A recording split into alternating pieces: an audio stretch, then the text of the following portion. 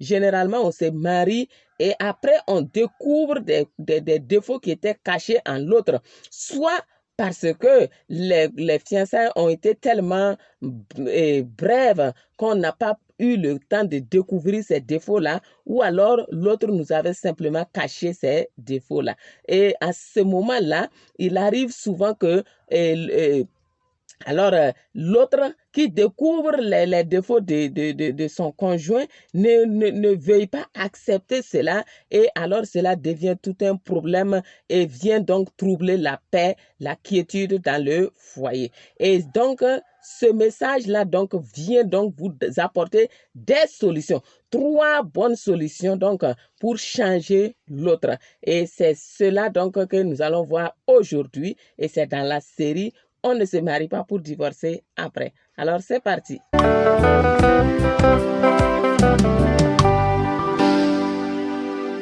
Nous allons voir 3 points essentiels pour pouvoir changer son conjoint.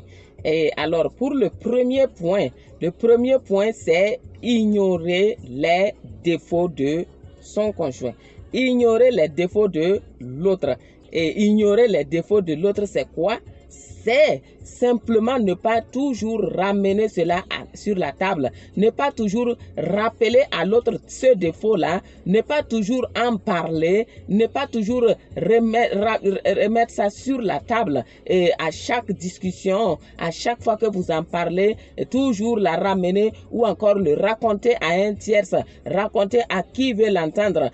Cela n'est pas du tout bon, et ce n'est pas cela ignorer les défauts de l'autre, mais par contre, lorsqu'on ferme les yeux sur les défauts de l'autre, lorsqu'on refuse d'en parler à tout moment, à tout bout de champ, lorsqu'on refuse de rappeler à l'autre à tout moment ses défauts, alors on a simplement ignoré ses défauts.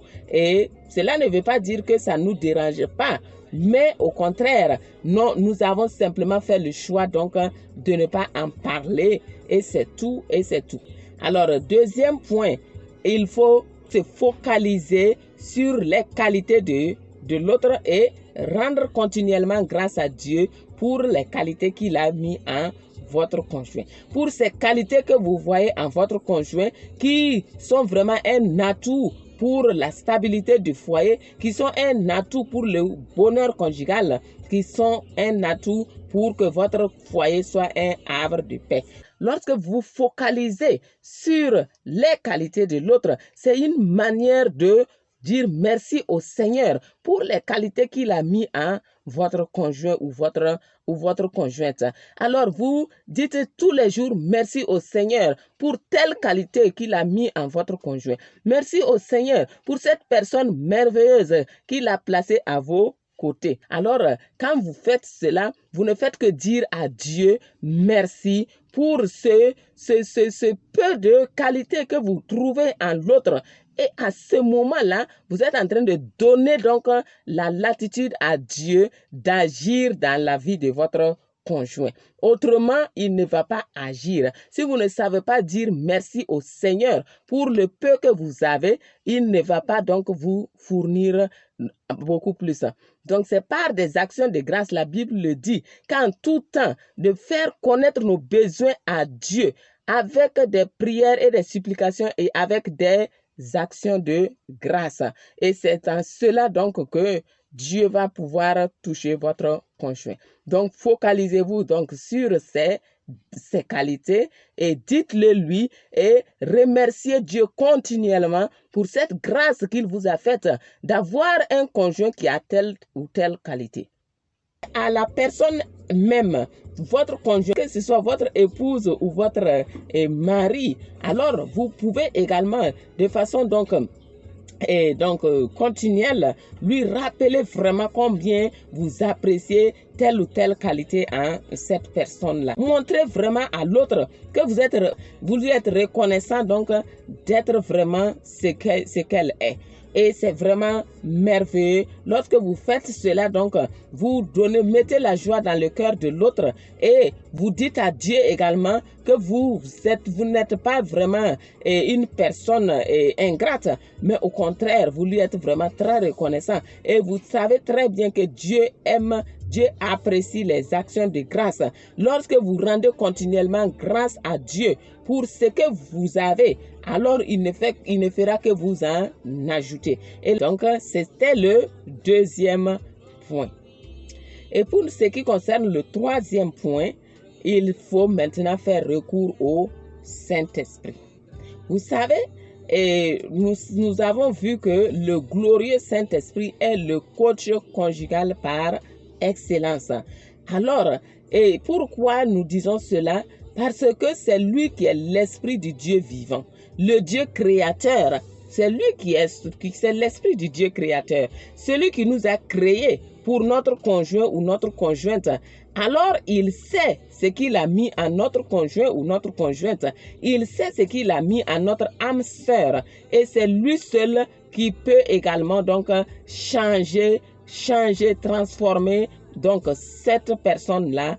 Pour cela, donc, qu'est-ce qu'il faut faire? Il faut parler donc à l'Esprit du Dieu vivant qui est venu habiter en nous dès que nous avons reçu Jésus-Christ comme notre Seigneur et notre Sauveur. Lorsque vous lui parlez continuellement, vous lui faites savoir vos besoins. Vous avez besoin que votre âme sœur, cette personne-là qu'il vous a donnée pour femme ou pour mari, puisse changer vraiment par rapport à telle ou telle attitude. Alors, vous lui faites connaître cela et vous lui demandez de venir régner dans son cœur. Alors, le Saint-Esprit va se mettre à l'œuvre. La parole de Dieu dit que la parole de Dieu est l'épée du Saint-Esprit. Je prends ce verset-là de Proverbe 21, verset 1 qui dit que le cœur du roi est un courant d'eau dans la main de l'Éternel et qu'il l'incline où il veut. Et Jésus nous dit comment il faut prier. Il dit, quand vous priez, dites notre Père qui est aux cieux, que ton nom soit sanctifié, que ton règne vienne et que ta volonté soit faite sur la terre comme au ciel. Alors, qu'est-ce que Dieu avait prévu dans les cieux pour vous et votre conjoint, pour votre couple, pour votre foyer? Vous savez que Dieu a dit qu'il n'a que des projets de paix pour nous. Ce qu'il veut pour vous, pour votre couple, pour votre foyer, ce n'est pas du tout des problèmes, ce n'est pas du tout des difficultés, ce n'est pas du tout que vous chamaillez tout jour et nuit, mais ce qu'il veut pour vous, c'est que vous viviez le bonheur conjugal, pour qu'il puisse vraiment œuvrer en vous, pour que vous rentriez dans votre destinée glorieuse et fructueuse. Alors, chers frères et sœurs, qu'est-ce qu'il faut faire ici? Il faut simplement donc rappeler à Dieu sa parole. Vous lui dites de venir régner dans le cœur de votre conjoint, dans le cœur de votre mari ou de votre femme. Cela dépend si vous êtes un homme ou une femme. Alors vous demandez à Dieu de régner dans le cœur de votre conjoint et de faire sa volonté, que sa volonté seule pour vous, cette volonté qu'il a prévue pour vous depuis l'éternité et qu'il vous a envoyé sur la terre pour accomplir-la. Oui, que cette volonté-là soit faite dans le cœur de votre conjoint et qu'il incline son cœur là où lui il veut, parce que le cœur de votre conjoint est un courant d'eau dans sa main, alors qu'il incline son cœur là où il veut, afin que vous puissiez vivre le bonheur conjugal. Alors, si vous faites une telle prière, vous n'avez fait que remettre au Saint-Esprit son épée et il va se mettre à l'œuvre. Il va donc agir dans la vie de votre conjoint, dans son cœur. Il va agir puissamment et il va l'amener à réaliser vraiment qu'il faut qu'il change. Il va l'amener donc il va lui ouvrir les yeux. Il va illuminer les yeux de son cœur à tel point qu'il va voir il ou elle va voir donc à quel point donc il était en train de vous faire souffrir à cause de telle ou telle attitude. Et à ce moment-là, la personne sera donc prompte donc à s'abandonner dans les mains de Dieu pour que Dieu puisse le changer. Et ce changement-là sera vraiment très rapide. Lorsque quelqu'un réalise son défaut à soi-même, alors cette personne-là est plus apte à changer. Et la personne crie à Dieu. Si la personne crie à Dieu, allez, tout de suite, le Saint-Esprit donc agit et la personne change complètement du tout au tout. Alors donc, voilà, c'était les 3 points donc pour pouvoir changer une personne. Vous ne devez pas oublier ceci. Tout ce qu'on peut faire sur cette terre-là en tant qu'être humain ne peut changer qui que ce soit. Que ce soit nos enfants ou nos amis ou nos conjoints, nous ne pouvons changer personne, c'est Dieu seul qui change. Et la meilleure façon de changer l'autre, c'est ce que nous venons de voir, les 3 points principaux que nous venons de voir. Alors, premièrement, donc, je récapitule. Premièrement, il faut ignorer les défauts de l'autre.